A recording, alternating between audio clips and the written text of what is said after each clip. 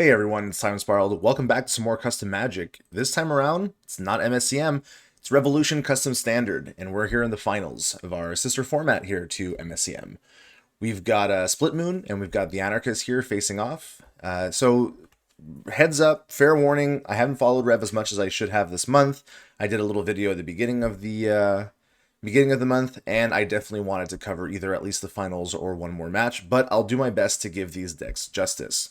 The Anarchist is on a Jund treasures sort of build, trying to maximize the value from those treasures both as ramp and as fixing from what I've seen from the deck list, and cards like Redeveloped Cityscape and Vishanki District do just that.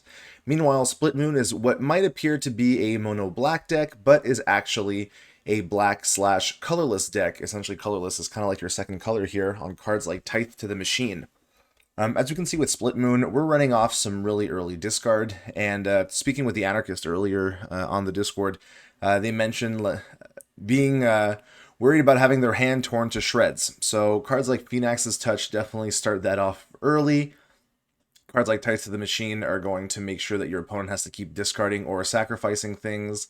Iris's Pledge can discard. Data Weaver integrates cards. So there's going to be a lot of Anarchist cards getting hemorrhaged out here.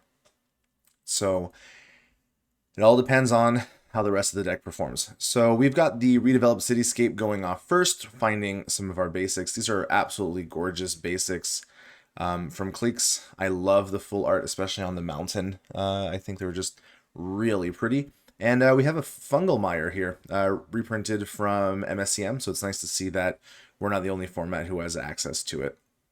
So because these will be mostly new cards for me and for others, I'll do my usual mouse over each of the cards in turn, just call out their names. So we have Sustainable Investments here, which creates treasures, and then your treasures can simply tap for mana instead of having to sacrifice for them. Work Safety Violations destroys a bunch of stuff, any number of target non-land permanents with total mana value 4 or less, but you lose life for each permanent destroyed this way.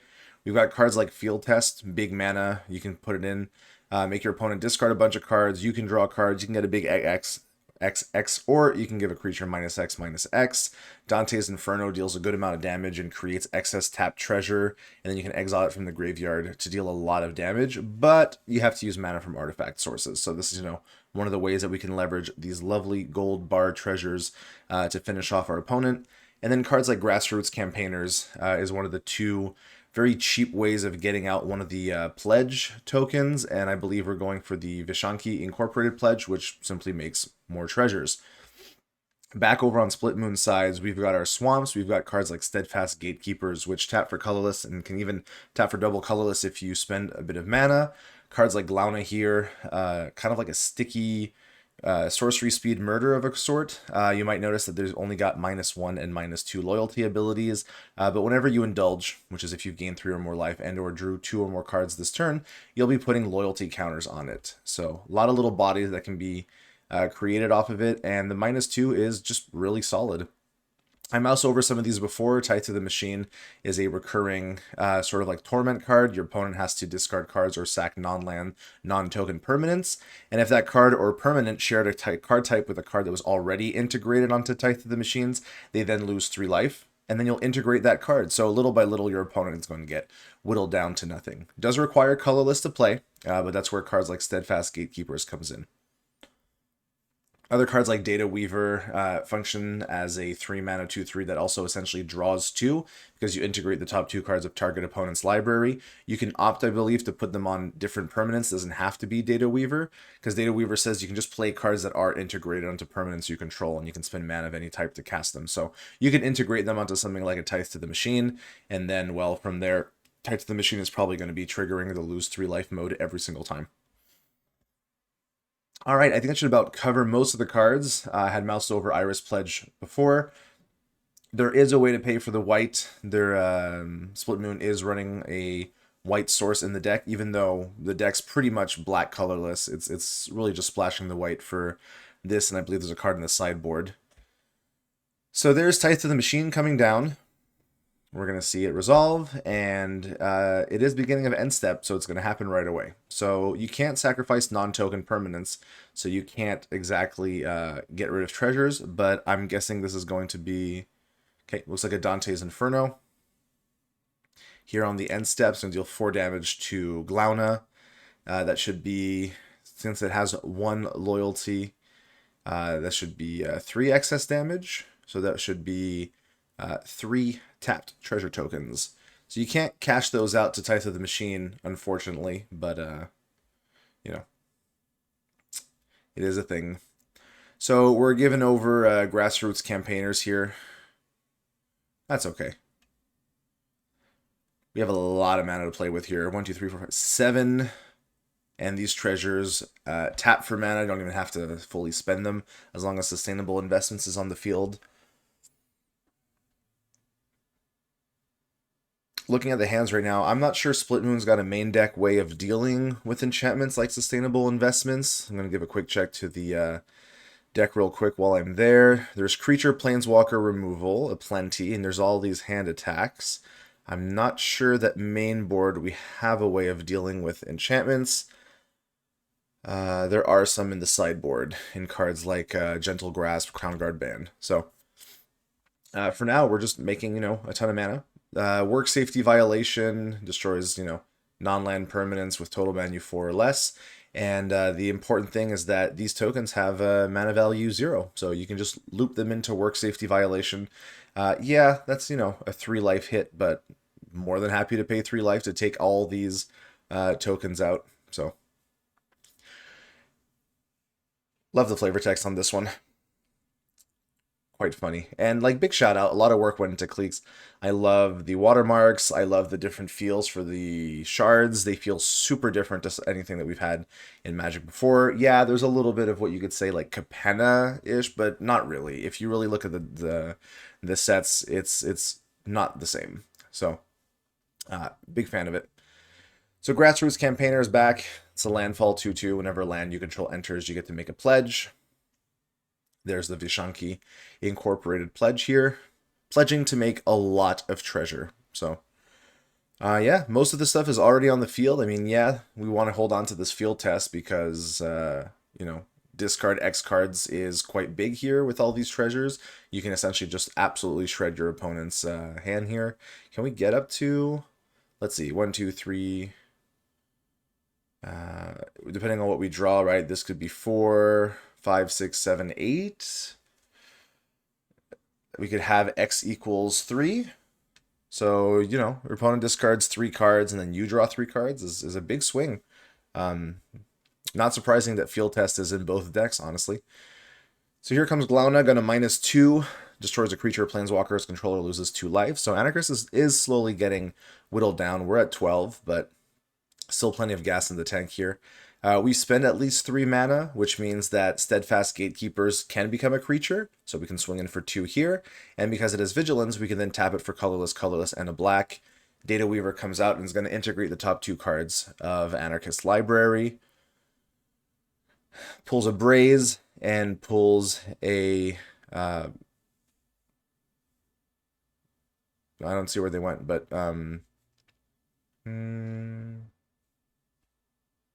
Oh, there they go. Sorry, we integrated them onto the swamp. All right, that's neat that you can put them onto your lands. Makes it a lot easier to hold them. Feels a little odd. But I guess that's how it works.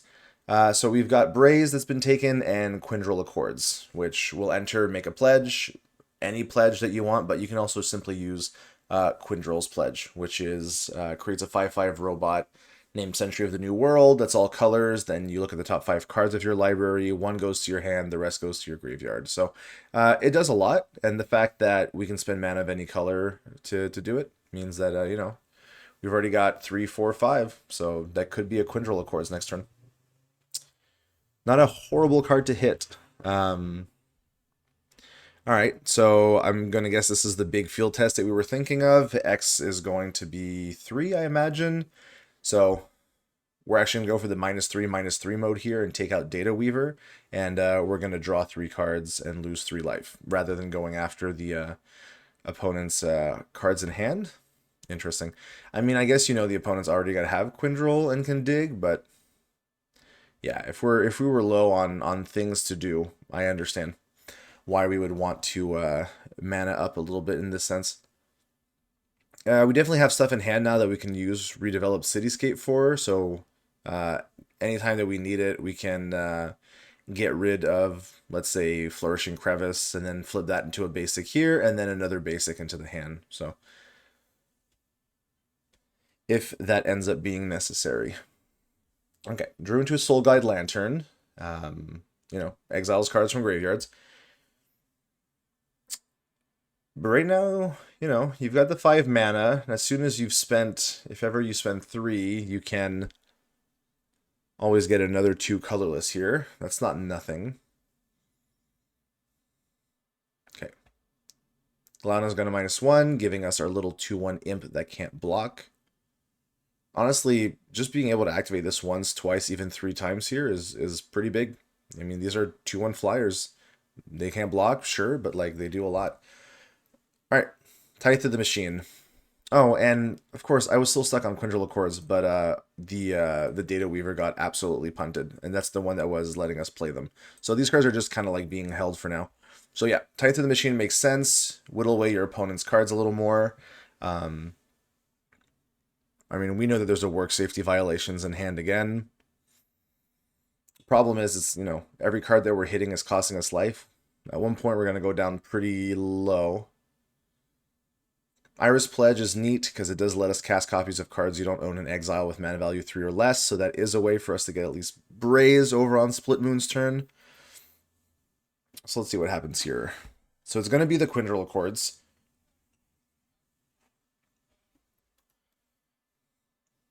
So when it enters, you make a pledge, and instead of getting one of the cliques, yeah, we're going to make Sentry of the New World.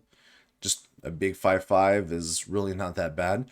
We can't even sacrifice it here because it doesn't let us sack tokens, so that's a neat thing. We have 3 mana left to play with. That could be a work safety violation here to hit Tithe and hit the Imp. That would put us to 5, so it's like if the Imp hit us one more time, but, you get rid of Tithe to the Machine.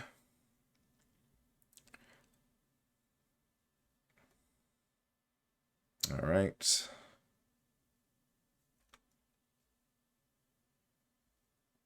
And we finished resolving the top 5. So we went and found, I believe, a second field test here. So there's work safety violation. Yep, going after both, so it's going to cost us 2 life, but cleans up nicely. Force is exiled. We're not getting that one back. And there we go. So it's kind of risky to be stabilized at 5. There's still plenty of stuff that your opponent can draw that can just start, doming you again.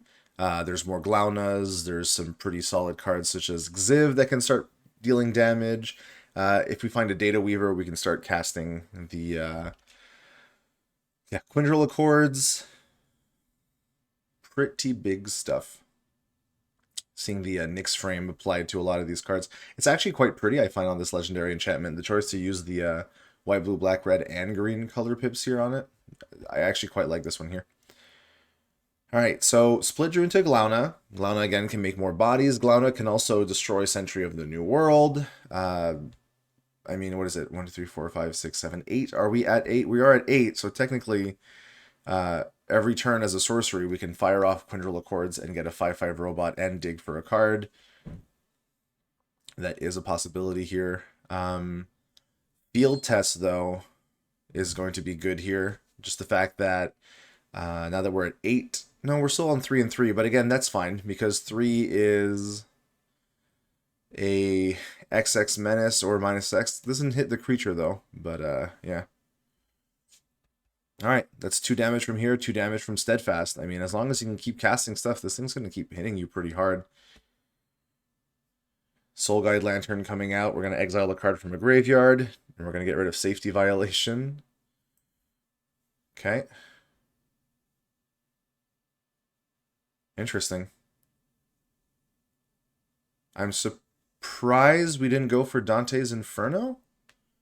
Because your opponent can still do 4. Each opponent loses 4 life. You gain X life, and that puts us back up to 5. I think that would have been my pick for exiling a card from the graveyard, because there are 4 artifact sources right now on the field. So we could even go to 5 if we run out this other sustainable investment, but I don't know if that's something that we're doing here. Okay, well, this is similar. We're going to run out Grassroots. Play the land. That gets us our 5th treasure, which means that now we're draining 5.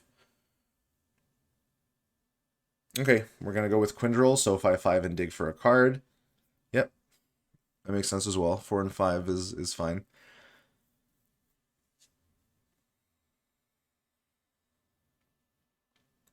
I mean, you've got to be worried about the fact that you're making the creatures means any future Glaunas are going to instantly kill you. You've got to worry about Phoenix's Touch because that makes you lose a life now. Tithe of the Machine can make you lose some life. That's oof. Let's see how it goes. All right, so we found an Elephant of the Golden Palace. It can get lifelink. That's cool.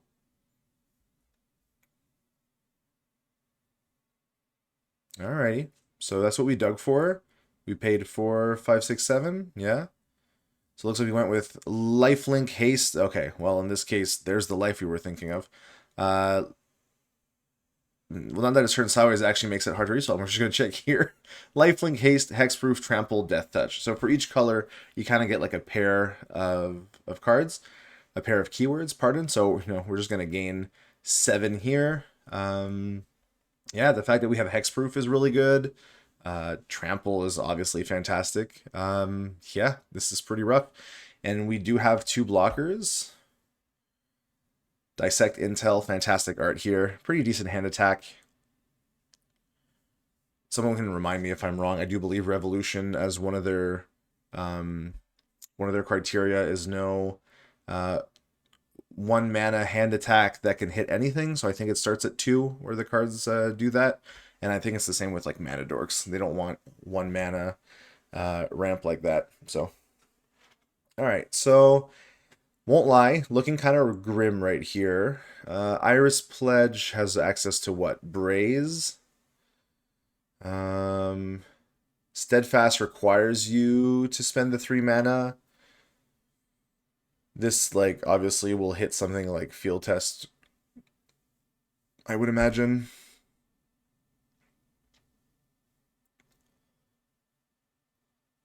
This is Sack a Creature, so you can always just run it out for that mode.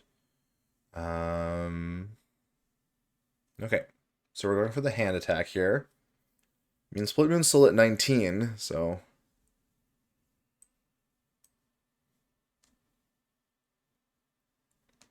Okay, there's Field Test.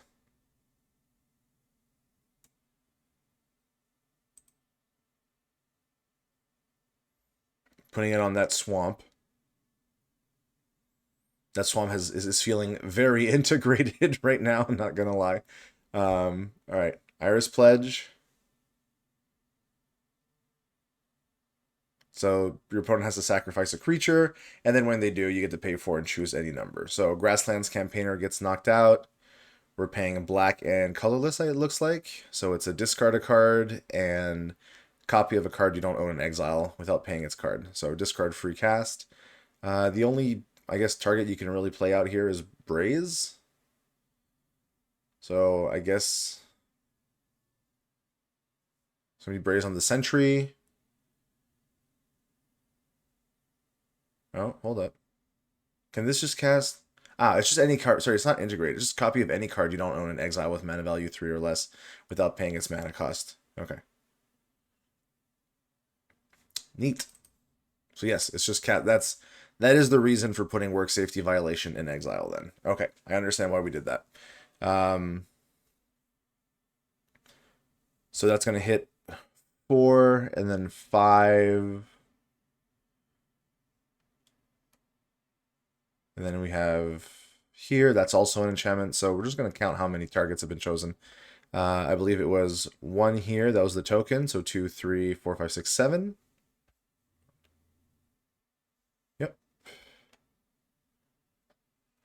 I mean, big hit, but I mean, you cleared the board. The fact, though, that there's still a 7/7 here that's just going to, whack you in the face and put you back up to 15. Yeah, so it's...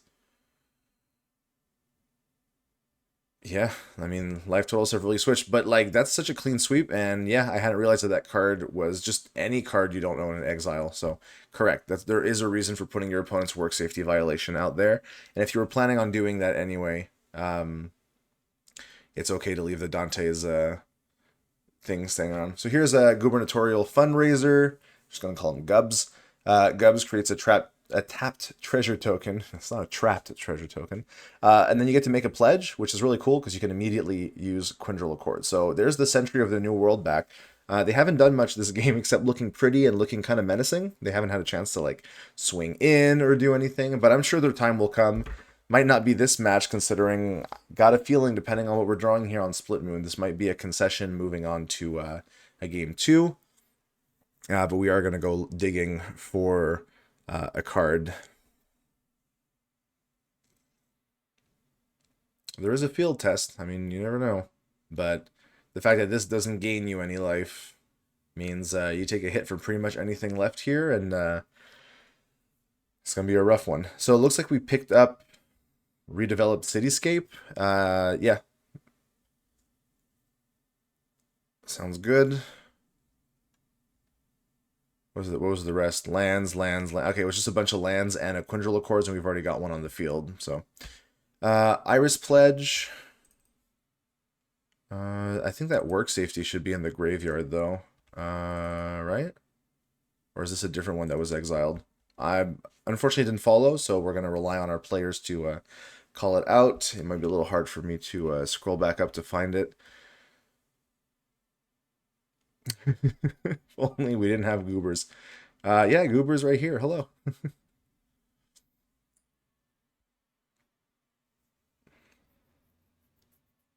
All right, and that's a game 1. So while our players check out their sideboards, we are also going to check out their sideboards. Here's Splitmoon. Pretty simple sideboards. I mean, considering the fact that we're kind of used to like MSCM's like 1, 2, 3s, you know, it's nice to see playsets of stuff. So Lurking Vrykalakas can enter or attack and it can start shredding out your opponent's graveyard. Like, yeah, it's good for Dante's, but I mean, we're not doing much else, I think, with the graveyard so far in the treasure deck. Gentle Grasp is one of the reasons why Splitmoon's got some white, I would imagine. It exiles a spell you don't control. Its owner can cast that card during their next turn, but you and that player draw a card, so it kind of refunds itself. And as long as that spell is exiled, if they don't cast it, you get to do it with some of your stuff. There's more copies of Field Test, big discards, and each creature gets -X, -X. I could see a reason for running this. And Crown Guard Band seems to be a very popular card here for specifically calling out specific cards that you don't want your opponent having access to. So let's check what the opponent has. Anarchist has an extra copy of Braze. They can hit creatures or planeswalkers. I could see a reason for running it because your opponent is on Xivs and on Glauna's. Thing is with Xiv, it goes automatically up to 7, but Glauna is an easy hit off of it. You probably want to hit your Data Weavers. What else do we have? Return to Natures. I mean, if your opponent is packing those enchantments, and I think a lot of them are like Phoenix and Tithe, I mean, you're not really going at it for Soul Guide Lantern, but definitely for those two, and popping something from the graveyard maybe. Chronicle of Extinction, sacks creatures and a planeswalker. Okay, and then there's a -3/-3, so I could see some reason stuff, and exiling the graveyard is neat. Then yeah, Soul Guides and Crown Guards of their own. So let's see what they got. Looks like our players have already started, so we're going to switch back on over. Looks like players kept pretty decent hands. We have a repeat of what we had game 1. Swamp into Phoenix's Touch. Hits for a life, hits for a damage. Steadfast Gatekeeper, also something we saw early. And yeah, Data Weaver, Glauna, Tithe, all cards that we saw during the first match, the first game. Coalesce Core, there's 4 copies of the black one and 4 copies of the white one, I believe, that are in this deck. They tap for colorless, but if you would add colorless, you can pay 1 to filter it into black instead. And by 1, I mean pay 1 life. Over on Anarchist side, we've also started with a redeveloped Cityscape, so finding our trifecta of basics. We have a Crown Guard Band that came in, so that's the kind of card that I'm assuming we're going to see run out, and either naming things like Glauna or Tithe, maybe Data Weaver. I mean, those are like the 3 that I spotted that are pretty critical. Let's see which ones gets, named here. Xiv? Ah, Xiv works as well. So your opponent doesn't have it in hand, but again, we have the 20/20 vision, so we know what's there. But saying, hey, Xiv is the scariest card, and I don't really want to deal with it, totally reasonable. Your opponent's already packing so much hand attack, though, that like I can see why we're maybe not sideboarding quite a lot of things here. Like, you're already technically dealing with most things. There's work safety violation, which is going to be online for next turn, and Quindril Accords. Work safety actually can't hit Xiv, so another reason why Crown Guard ban might have been a good call here for that. But this does clean up everything else. So the fact that it's non-land permanence, yeah, even if you could somehow instant speed it, there's no way to hit Steadfast Gatekeepers. All right, so we're playing 3. Glauna's going to come here. So Glauna hasn't indulged much from what we've seen, but, you know, there's ways of drawing 2 or more cards. The Imp is here. Okay, so Chronicle of Extinction did come in from the sideboard. Again, you pick a mode, and it's either a -3/-3 sweep, sack a creature, sack a planeswalker, which is honestly kind of funny here. Target player discards 2 cards and exiles their graveyard. But you get to pick 3 modes, and you can choose the same mode more than once if you flashback it for a 7 black. I'm going to imagine this is a cycle. And yeah, there's work safety violations taking off, taking off 2 things. So we don't have to deal with those for the moment. I'm just going to check real quick on Manifesto. I'm actually pretty interested to see if Chronicle is a cycle. It is. Perfect. So it looks like it's Bequeathal, Precedence, Extinction, Armageddon, and Awakening. And they all have the same flashback. No, they don't all have the same flashback cost. But it's the same mechanical shtick. They have a reasonable mid-range cost and then a really big flashback cost. So we paid 3 for Data Weaver. We pulled a Crown Guard ban and an Elephant of the Golden Palace, and then that gave us Steadfast Gatekeeper here, which could swing in for 2, and then we can spend its colorless to, or I guess we did colorless black. 1, 2, 3, 4. Did we? What did we do first? We did Data Weaver.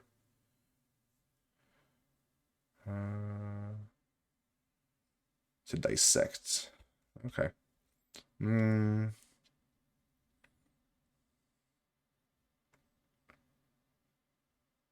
Okay. Oh, there it is. Yeah, colorless core again. Filters are colorless. Little things like that. Again, it shows that I haven't followed this matchup too much in the past. So, unfortunately, looks like Quindril Accords got mooched off here by Dissect Intel. Drew into Audacious Rough Rider here. It's a 3/3 for 3 knight. When it enters or leaves the battlefield, you get to exile the top card of your library. Then you get to discard a card. If you do, the exiled card goes into your hand. If you don't, you create a treasure token.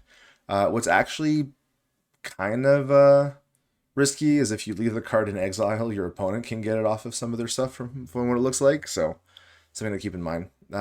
Chronicle of Extinction's just being run out for a 4 mana -3/-3. Wants the Data Weaver off. It doesn't want your opponent having access to this, but there's another Data Weaver. So yeah, if your opponent really wants to, we can just do that again and then integrate 2 more cards. It's pretty much nothing in either sideboard that's going to take care of this swamp, so pretty safe place to park the cards. It's interesting that it lets you put it on lands. I don't know if any cards specifically care about that, but I mean, yeah, it's a safe place to park them. Does mean like there's very little, relatively low risk, but you know, I guess that's what makes the card so good, right? All right, paying out 3. Here's Data Weaver again. I think that's better than doing a Glauna turn. So pulling 2 Vishankis, and you can play cards. It doesn't say cast, so you can always get those lands. And I don't believe we have played a land this turn, so Vishanki is just going to enter. And because we don't control mountain and a forest, we do have the swamps, it will enter tapped. But that's totally fine. Data Weaver's doing a lot here. Steadfast Gatekeepers goes in for another hit for 2. And then we could... nothing really to convert the mana into, it looks like here. What about here? Crown Guard ban? Yeah, it could be a Crown Guard ban turn. There it is. All right, let's see what your opponent names. There's a few choices, you know. There's a few cards in there that do some crazy stuff, and we're going with safety violation. So turning off your opponent's biggest removal to the cards that you've just played makes sense. Drawing some more lands here, not specifically what you want, but we're going to go with Audacious Rough Rider. So 3/3's coming out. Exiling a Dante's Inferno. We could discard that, yeah, discard the Forest, and we keep the Inferno.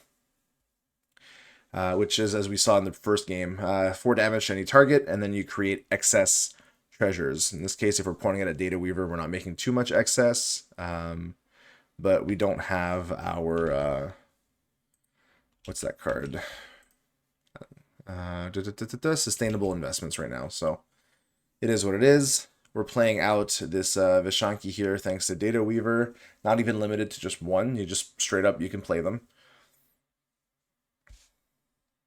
There we go. Vishanki District comes out. Thankfully, these aren't typed, so they don't chain into each other. That would be a little nuts. Seeing a lot of Glaunas and seeing some Tithes. I mean, Glauna, destroy the Rough Rider isn't horrible.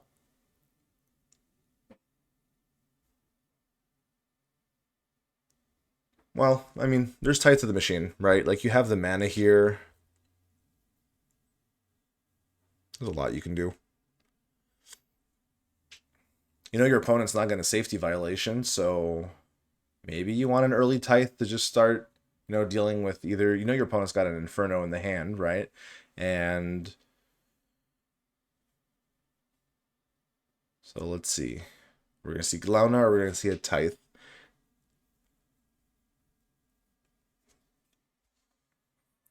It's pretty decent for all intents and purposes as a sorcery murder with upside and upside. This I can see why Glauna's is seeing play. This is definitely a reason, in my opinion, to be playing black. I love the card, and yeah. All right, so it is going to be Tithe. Steadfast is going to... Oh, activate? Yeah, okay. I guess you weren't swinging with it anyway. So, your opponent sacrifices Audacious Rough Rider. Puts out a Forest. All right, and Rough Rider gets integrated. And now we're going to put it onto Tithe of the Machine, so that if your opponent sacrifices or discards creatures in the future, you'll lose 3 life. Yep, all right, just making sure that's how it worked. We got a treasure here. Because this one's from Ul'Dun, you can see the art's a little different. Ul'Dun has like little gemstones. Cleeks has the gold bars. It's always nice seeing how different sets, different worlds, different designers flavor their tokens. All right. Looking a little rough on the mana side of things, but as we know, here comes Dante's Inferno. So 4 damage here to the Data Weaver. We knew that was coming up. We're going to get 1 treasure here. There it is. Chose to duplicate rather than start a chain of gold bars and crystal gems. I respect that. And it should be a tap treasure. Yeah. So now it's in the yard. I mean, we can only do a drain of 2 with it. Meanwhile, our opponent's just, you know, really full up on value. Tithe of the Machine isn't even legendary, so like if we just run out another one, your opponent is going to start bleeding to death very quickly. The only thing we can sacrifice here, because it's non-land, non-token, is well, we can discard a land, but we can't sacrifice a land. Yeah, it's kind of rough, but we're gonna go with Glauna. -1 gets an imp. Combat. This can swing for 2. All right, looks like the match this time around is solidly in Splitmoon's side of the court. There's just a lot going on here. Access to these cards have been lost because we lost the Data Weaver, but, I mean, Tithe is operational. Okay, so losing a land here.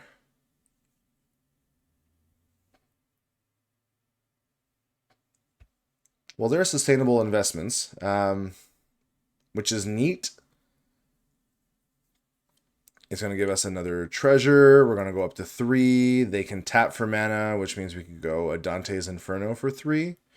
The opponent would lose 3. We would gain 3 life. But we're not really putting any more pressure on our opponent here. And that's going to be 1, 2, 3, 4. I'm assuming we're casting the Tithe.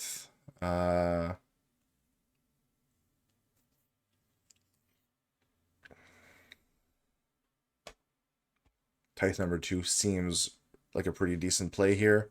There it is. So it's going to happen twice. And Anarchist says, yeah, I see the writing on the wall. Let's go to game 3. So, all right, 1-1. I always like finals that have the full best of 3. It's nice to see both sides get the full chance to do it well. So we didn't see any Return to Natures. We saw the Chronicles of Extinction come out. I wonder if we are running Return to Natures here. I'm assuming the opponents won't be sideboarding long. Usually the first sideboard is the only one that takes quite some time. So let's check the hand real quick. 2 lands, 3 lands. Redeveloped also lets you cycle out something that you don't need. Grassroots can start making a lot of early tokens. Rough Rider is decent here, and Inferno, yeah. Over on the opponent's side, we're also keeping. We've got the 2 coalesced starting cards here, which again can provide black or white. In this case, black. You've got 2 pledges, you've got 2 data weavers, and you've got 2 crown guard bands. So some early stuff might start locking you out of potential options if we didn't bring in those Return to Natures. Okay, so we went and got the mountain, and there's the forest. All right.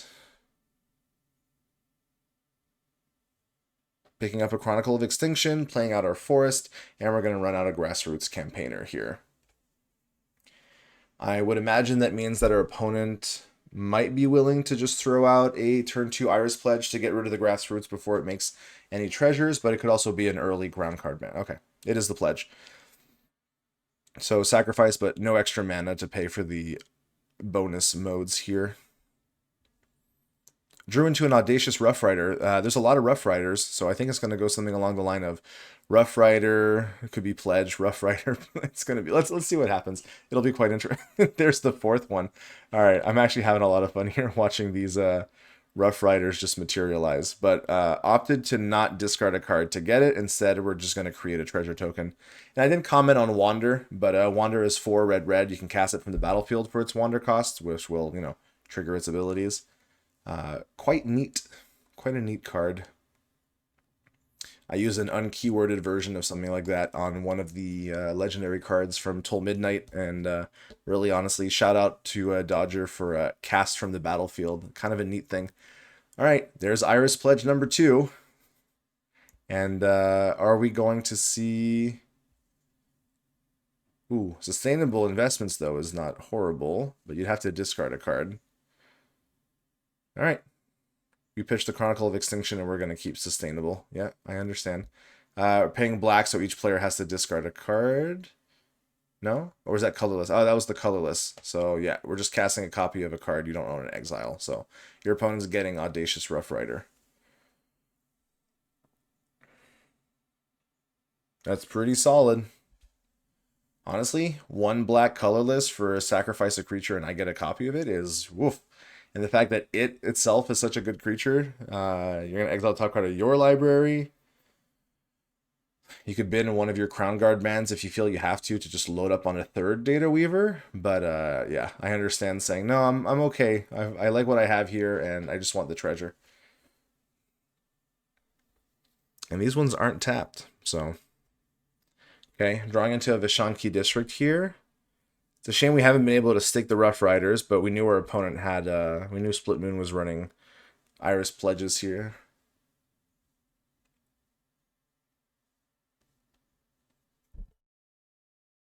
So, Rough Rider number 3. And we know there's a 4th one. This time it's finding a Chronicle of Extinction, but we're putting that also into exile. And instead we're loading up with another treasure.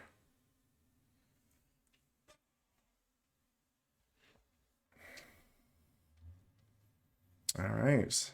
It's so funny how we've seen like so many copies of the same cards on both sides, like a pile of Data Weavers and Iris Pledges versus like a pile of Audacious Rough Riders and admittedly lands, right? So, oh my gosh. So there's another Rough Rider here in exile. We're just gonna see another Iris Pledge 1, 2, 3 get rid of yours, I get a second copy of yours, because that's going to start getting problematic. We can't hit Chronicle, so current target is really just the Audacious. It's kind of funny how Crown Guard bans, like, fair use is like your opponent gets to pay 3 and exile a card from the hand with the chosen name to draw a card, like, in case that they've been banned. But if they do choose to exile it, you can often just play their stuff. I think it's kind of funny.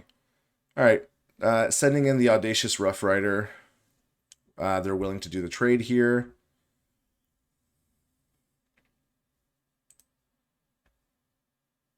Is anything else happening? I don't see any instant speed stuff, so.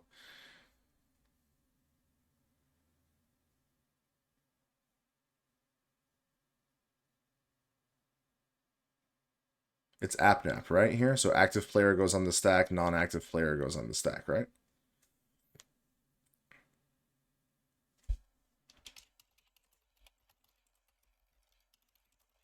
Let's just give a...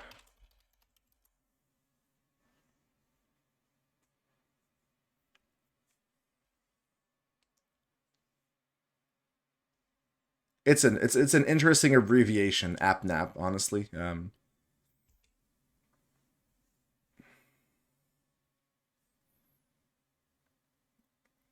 right, so we found a swamp. I'm going to assume we're going to exile the swamp to get our third treasure. Sustainable investments is going to start becoming a decent ramp here now that there's already 3 treasures on the field.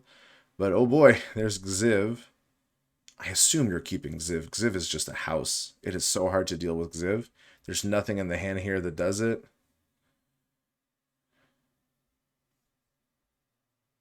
What do we pitch? A Data Weaver? Interesting. Okay. I guess we're valuing the Crown Guard bands like super highly. Guess you want to keep one for yeah, I guess 2. Alrighty. Feels like we're okay. Well, we're doing it this turn. It looks like it instead of just running out Xivs and stuff because we had the mana for it. So there's the ban. I'm assuming we're gonna see safety violation like we did the last time to protect your field. And okay, the plan was to run both out this turn. That makes sense if we were keeping them for that, and then locking down Quindril as well. So unless we brought in our Return to Natures, like I said. Hello, Return to Nature. There it is. Glued to the hand. You can almost blame me for bringing it up. That can get rid of something like the Crown Guard ban safety violation if we really needed it to. And then that way, you know that the other one can then get rid of the other Crown Guards and stuff. So. Okay. So we're at, like, all our treasures can just tap now. So we're going to go Audacious Rough Rider first, see what we find. I love that. This is clearly got to be a Santa Claus art, right? Like a cloak and, on I don't know, maybe I'm reading too much into it, but it's giving me fantasy Santa vibes here, All right. So we've got 3 treasures up right now, which is neat. We don't have the 4th, though, so it's not going to be a Dante's Inferno. But Return to Nature is online. Opponent, though, we know that Split's running Xiv. Saw it pulled on the last turn. Didn't get a 5th land, so it means we would have to spend the treasure to do that. But, I mean, what's the +2 again? Target player has to discard a card, and then you integrate up to 2 cards from graveyard. Yeah. And Xiv just has abilities of creatures and planeswalkers that are integrated. It'd be funny if you integrate, Grassroots and an Audacious, I guess? It's only creatures or planeswalkers, but you can just exile whatever you want, which is neat. The art on Xiv is so cool. Repless Spark is an awesome epithet.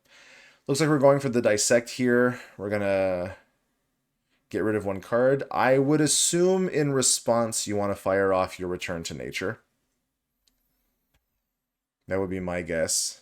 No? Okay. Letting our opponent say, hey, you have to make the choice. If they take your Return to Nature, yeah, you've got Dante's for next turn. That's true, but You're not getting rid of safety violation or control. Maybe you don't really need to. Maybe we're just gonna rely on what Audacious beats, I guess. Uh, yeah, okay. Inferno got picked. And I'm gonna assume that's gonna get integrated onto the swamp again. Yeah, looks like that's been the place to keep those. Still 2 mana, 3 if you need the treasure. So we could run out Data Weaver. We can run Iris Pledge. I mean, Pledge isn't looking too horrible here. Right? Your opponent has to sack Audacious Rough Rider, and then you get to bring back another Audacious Rough Rider from exile. So I don't believe there's another option. Alright.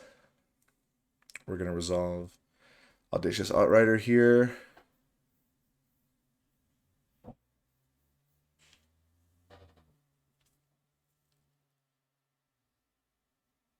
It's a when they do, so it should go on the stack because it's yeah.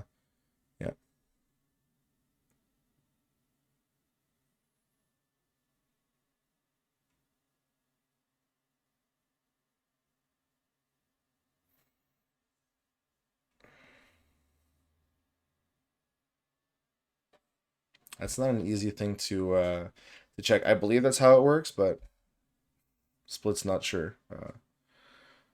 Well, normally you call a judge in these situations. As we say, I am not a judge, so if it's still active player, non-active player in this case, your Iris Pledge goes on the stack, Audacious Rough Riders goes on top, and then if I'm correct, pay for and choose any number. I guess you have to pay and choose the targets now, and then those go on the stack, so.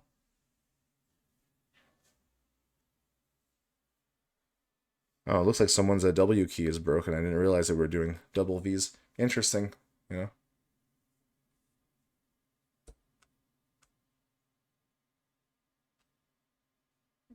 Always call a judge if you're not sure about stuff, right? Like that's the correct thing to do. Okay, so while our players do our judge call, we've already kind of looked at all the deck lists, so I'm actually going to take you on a little whirlwind of a tour because I wanted to finish looking at the Chronicles. I hope that's all right with everybody here. I was very curious about their effects, so we're going to do them in color order. So, Chronicle of Bequeathal is a 4 mana. You pick one, and okay, it's always the same. Flashback is cost. You pick 3 modes. You can always choose the same. So this is either 3/1/1 humans, a counter on each creature you control, or exile a non-land permanent until you control no creatures. Very neat. So that could also be on the flashback 9 humans. It could be 6/2/2s. It could be 3/3/3s. You can exile 3 things. Very cool. Chronicle of Precedence. Draw 2 cards. Not bad. Create a token that's a copy of target artifact or creature you control.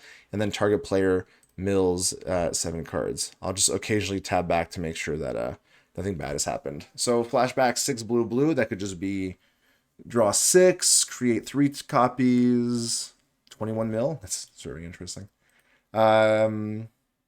We've seen Chronicle of Extinction already. So Chronicle of Armageddon. Looks like it's destroy artifact. Quite situational.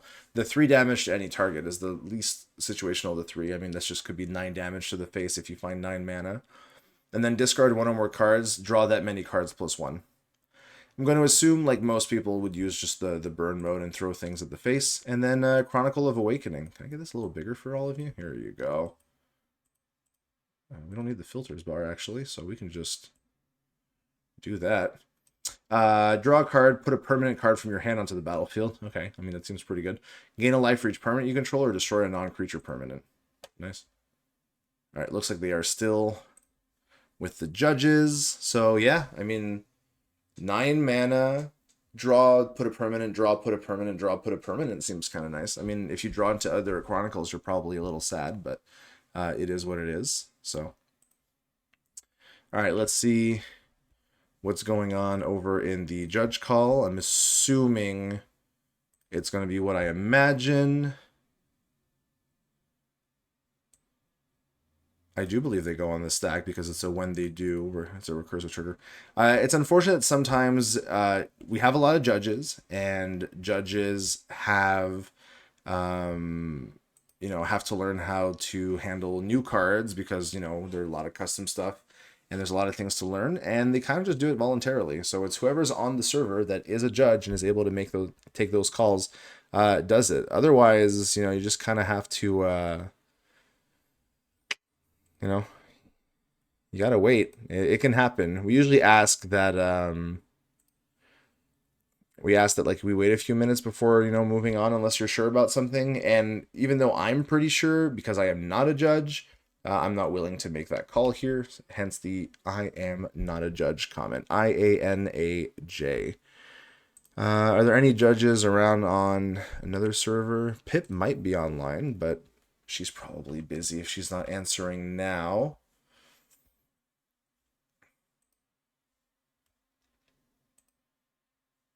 All right. Let's see if the players go with the, are they doing the cast or... Okay, we're going with the cast. So we can shortcut here because it doesn't matter.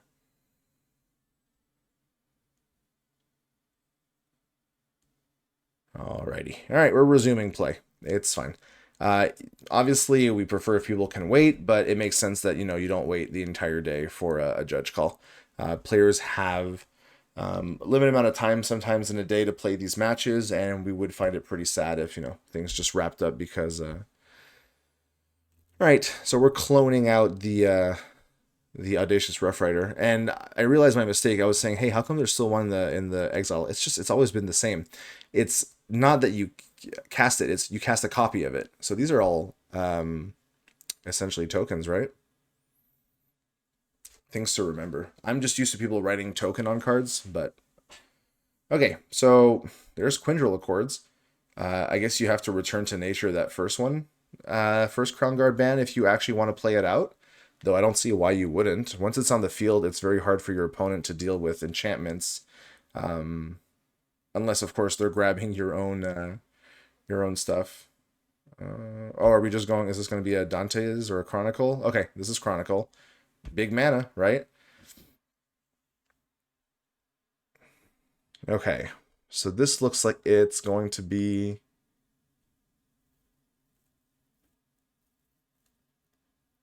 Sacrifice, discard, discard? Okay.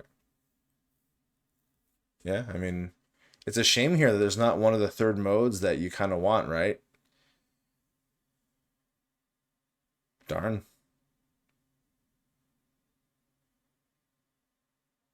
Alrighty.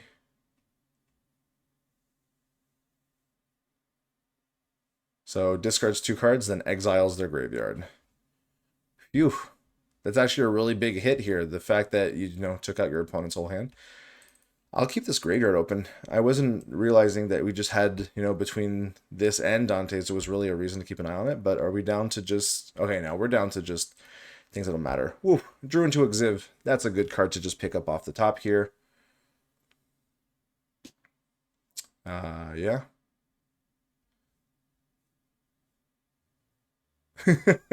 Yeah, that'd be my reaction too if I, you know, smash through my opponent's hand and then they're like, never mind, I'll just draw another one. And yeah.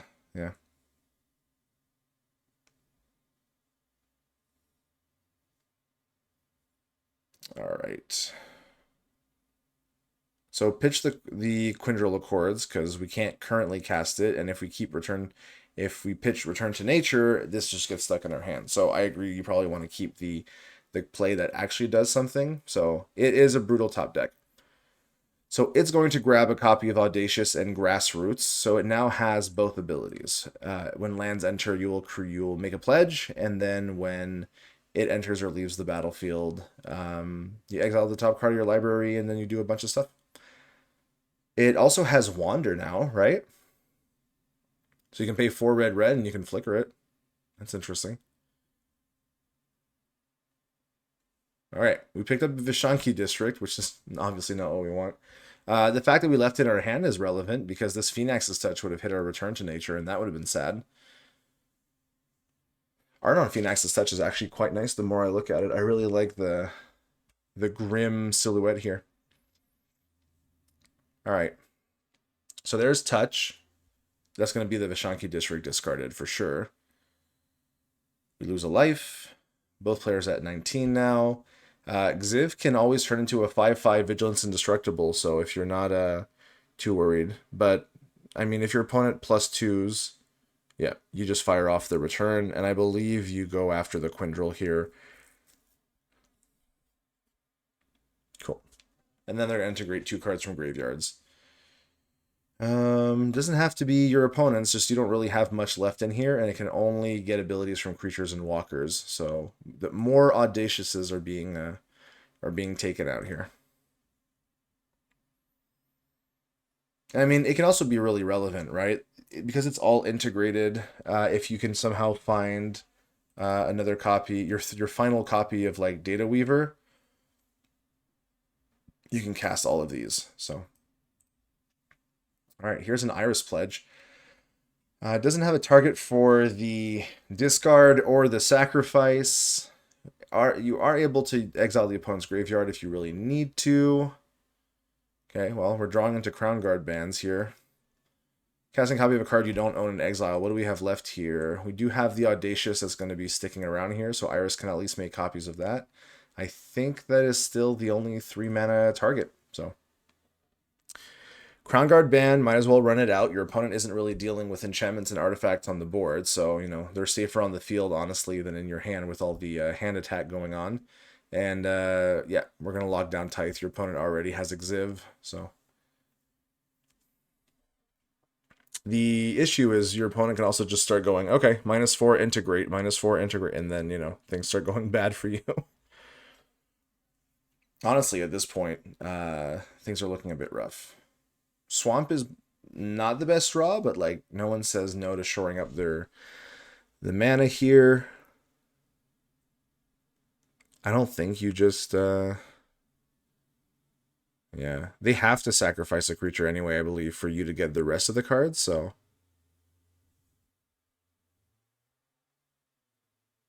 while you create, what happens when Xiv pledges? I'm assuming you create any green Clique enchantment token, right?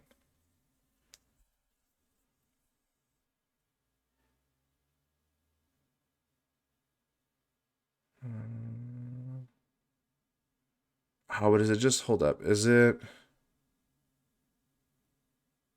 Oh, it's based on color, huh? That's probably worth a check, because if it's color locked, like the only reason that this is making the green clique is I wonder actually. I'm assuming it's color locked and it's just shortcuts it on the card for space reason.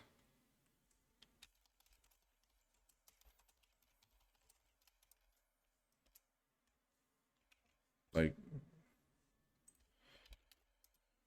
in my opinion, from having seen these cards, I do believe it's color locked, right? Like it's not that the green one makes the green one because it's on the text. It's because it is green, therefore you make a green enchantment token. We're learning a lot of new rules at the same time as the opponents, that's for sure. It's kind of funny, actually.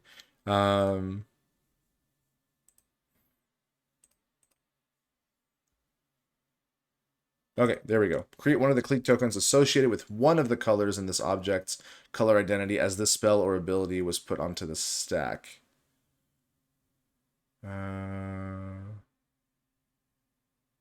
Okay. Sounds like it does nothing from my understanding because it is using the ability. So actually, no, it looks like we are not cliquing up, which is, pardon me here, that's kind of a shame, actually, because dropping a land and some of those cliques are actually quite good. What is this one?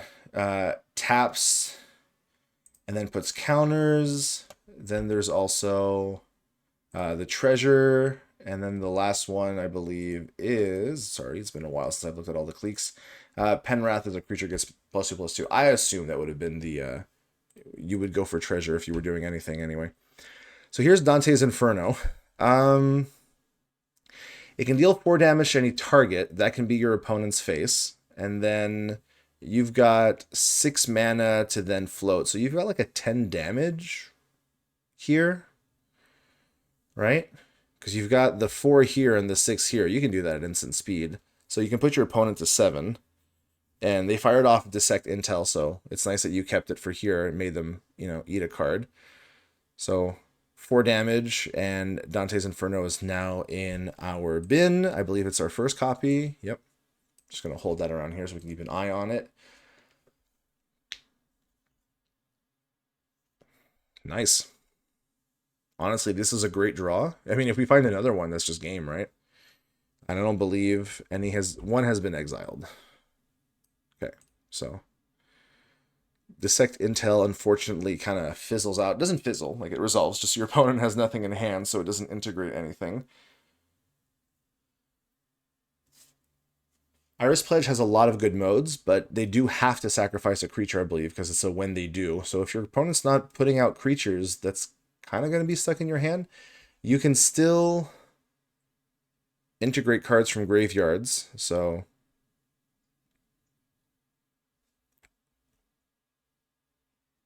Alright, looks like we did Xiv. I mean, I think the correct... Oh, it's integrate up to 2. It's not target. So no, it's correct to fire it off. If it was target, of course, you wait till they pick targets. Alright, so there's the big drain for 6. And we're going to get rid of Quindril and Nature here. Not that it does much here, but if ever we find, again, a Data Weaver, having access to these is not nothing. I mean, the chance here, like, the Anarchist is life's up, right? And it really depends what we draw. Oh, that's neat, actually. Sack a creature and a Planeswalker. Discard cards.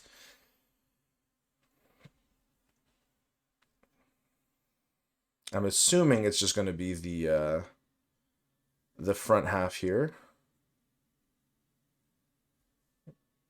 Yep. So it's going to be sack a creature and a walker, right? Yep.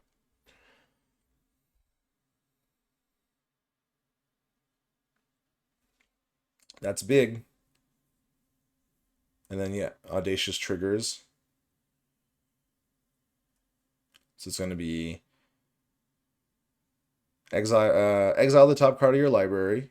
You can discard a card from your hand. If you do, put into your hand. If you don't, create treasure. So either we're going to go really big on treasures. Oh, Crown Guard ban. Interesting. If you keep the Crown Guard ban, you can name... I wonder if the opponent's now very scared of a Dante's Inferno, or scared of a Chronicle off of the flashback. So we'll see what gets named on the next turn with Crown Guard ban here.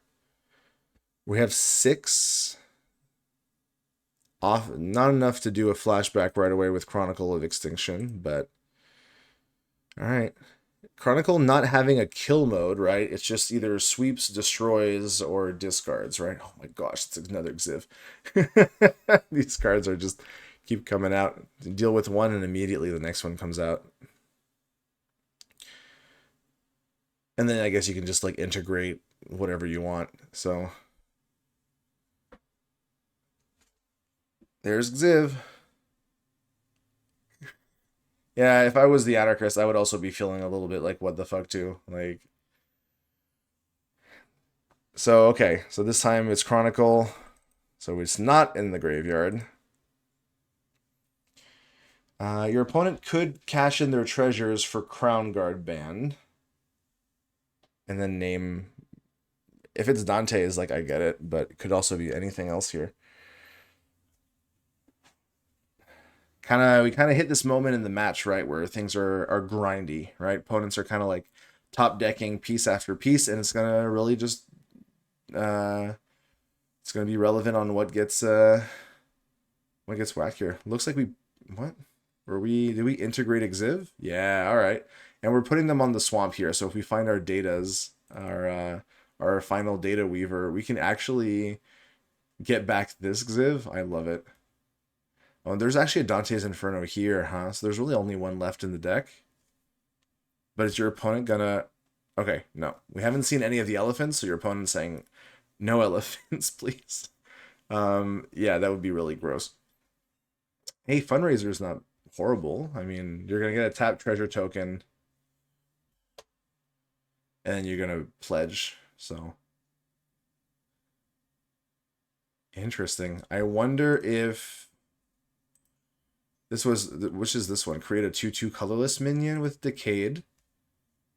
Okay, no, we went for the treasure one. All right. I mean, we can put treasure into treasure and make lots of treasures while we're making treasures, right? Like, that's kind of like where I see this going. What else could we have had? We said Penwrath was the +2/+2 one. Yeah. And then we've seen the previous one. Okay. Tithe is locked right now. Can't play Tithe until this Crown Guard is here, but we can always pay the 3, exile it, draw a card if we really want to. Xiv can become a 5/5. So the fact that we haven't locked Dante's, yeah, there's only one Dante's still in the. Oh, we're gonna -4. Okay, true. I forgot that it actually had that mode. So here we go. -4 integrates the Crown Guard band, so now we can run out Tithe. Tithe is good to go. I assume that means we're going to be sacrificing Fundraiser here and not Sustainable Investment. Would be my pick.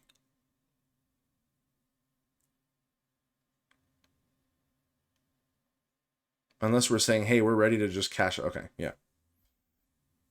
There it goes. Because this like just feeds into itself, right?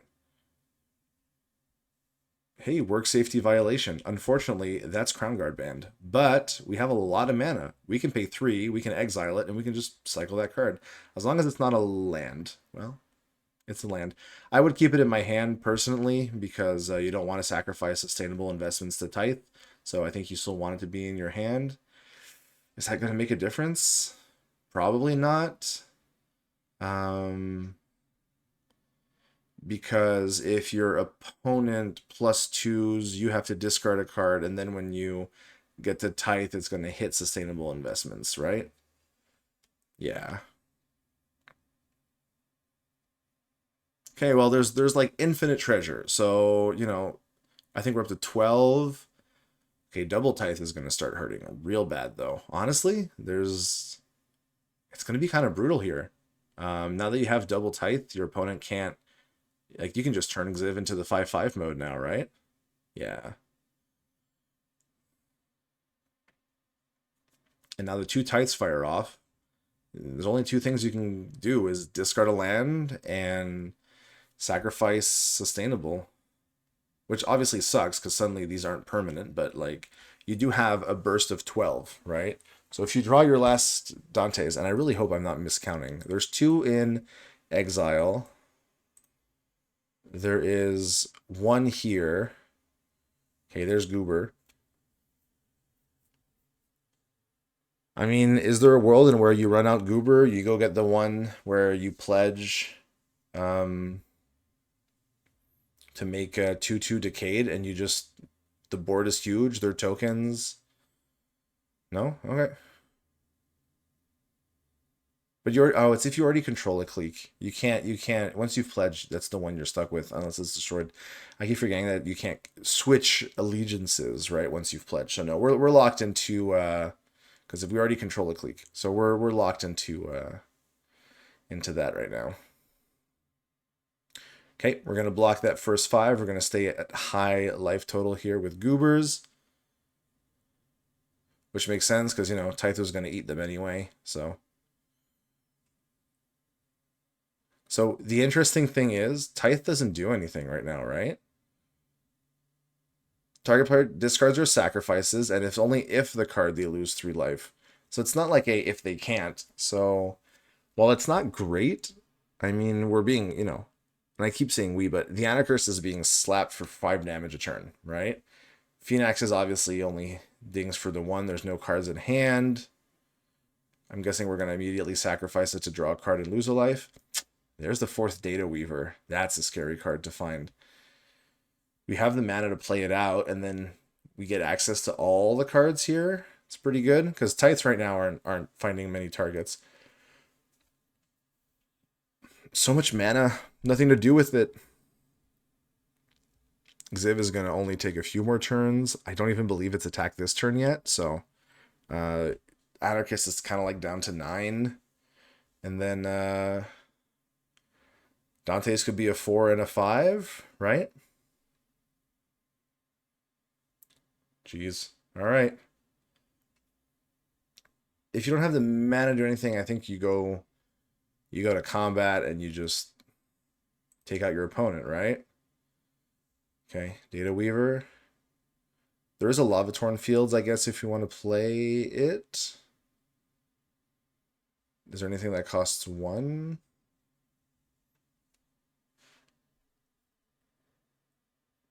All right, paying 1 life. Okay, there's Data Weaver. And yeah, it integrates the top 2. Could be something really good. Okay, Forest and a Goober. I'm really having a lot of fun, by the way, calling these goobers. I'm sorry if that's not how people call them, but I definitely want to call this thing goobers. So yeah, loading up this Tithe with creature and with forest makes sense. And then hopefully we remember to attack with Xiv here. I don't think we're doing the yard mode. I think it is correct to just start tearing our opponent down, right? Lavatorn Fields played from this one, from this Tithe. Okay.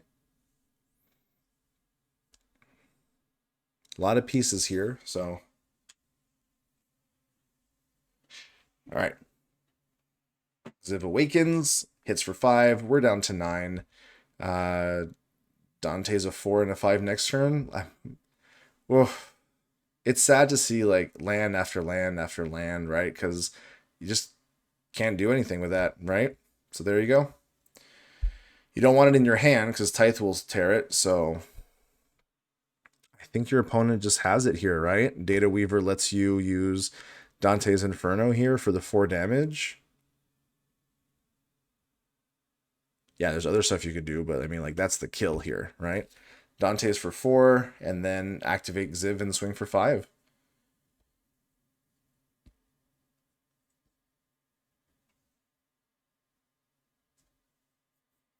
Let's see if there's anything I'm missing, but... Oh, well, there is something I was missing. Dante's goes to the yard. Can we just use it right away? Yeah, actually, we can. That's instant speed. Oh my gosh, I missed it too. It's not sorcery speed. Oh wow. I missed it, Split missed it. That was it. That was a game-ending mistake. Wow. Yeah, I also wasn't thinking it was going to go back into the opponent's graveyard. It is definitely an instant speed. Whoa. That is, yeah, that is a rough way to end because the match was in the match was in the bag. So yeah, I understand that's a rough way to go. But congrats to the Anarchists for taking it. You know, misplays happen. We can't let them get to us. And I think no one's going to forget now that Dante's Inferno can be exiled from the yard at instant speed. I mean, yeah, just activate attack and then do it could have been it. But yeah, doing it first was all that was needed. So thanks again for sticking around. I hope you've enjoyed this look into our sister format Revolution. Just like MSCM, they've got monthly league, they've got monthly Grand Prix. It's pretty similar when it comes to the competitive structure, but sometimes their Grand Prix are a little different. Sometimes they have just regular constructed. A few times they have Eternal, where they open up the entire card pool. And then sometimes they've got Brawl. So if you want to play in a format that's a little more structured like Standard with rotating sets, the power level's a little more tame, Revolution's the place to go. So do check it out. I do recommend that anybody and everybody who's interested in playing Magic, especially custom Magic, plays as many formats as they can. So thanks for sticking by, and we'll see you in the next video. Thanks again.